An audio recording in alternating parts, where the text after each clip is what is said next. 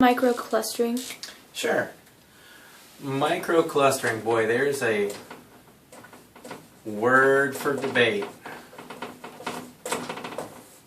There'll be arguments on both sides of it. When they talk about microclustering for water and breaking it down into smaller molecular sizes, it's more of a misnomer that explains a concept.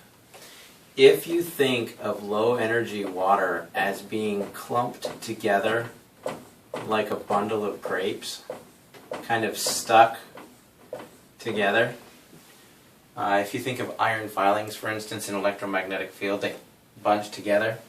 If these lose their charge, they kind of bunch together. The reason it becomes a problem is if your cells have what's called an aquaporin, which they do, it's really hard to jam all of these into that hole, or aquaporin, and so you get poor hydration. If you introduce an electric charge to this water, it kind of energizes the molecules, kind of like an electrostatic charge, and they start to separate a little bit.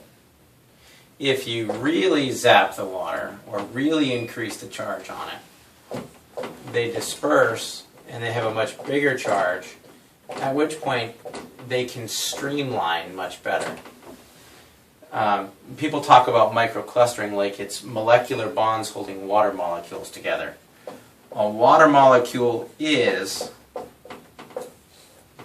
that only. If you bond or create any other bonds of water molecules together, you get something altogether different. I mean, they show pictures like, 6 rings of molecules here, and they're all bound, and they've got hydrogens popping on it. That's a whole different chemical compound. That's not water. Microclustering actually pertains more to what we would call the electrostatic charge on the water. The simplest example that makes sense is if you've ever seen a kid on a trampoline or playing with something, and there they are, they're all happy, but their hair is just all standing up on end, and each piece is spread out, separated away from the others. It's still chemically hair. We haven't changed the molecular structure of the hair. We haven't altered the human body anyway.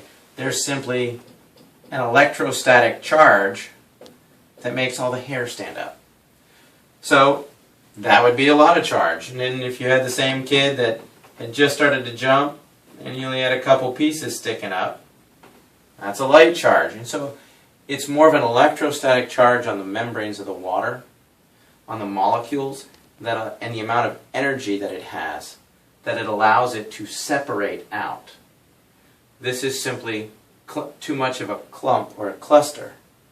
If you were to think of those as a cluster of grapes, from a hydration standpoint, if that's a cluster of grapes and you're going to put them in a bottle, it doesn't take a rocket scientist to say, well, I'm going to take one grape off and dump it in and take another one and another one.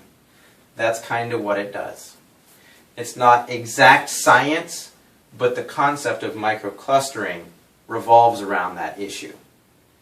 Each time the electron gets charged, there again, that's where your amperage becomes important, because 1 amp equals 6.24 times 10 to the 18 electrons.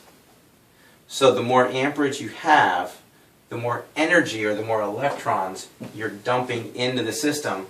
And when these things break apart, you actually get hydrogen and a hydroxyl.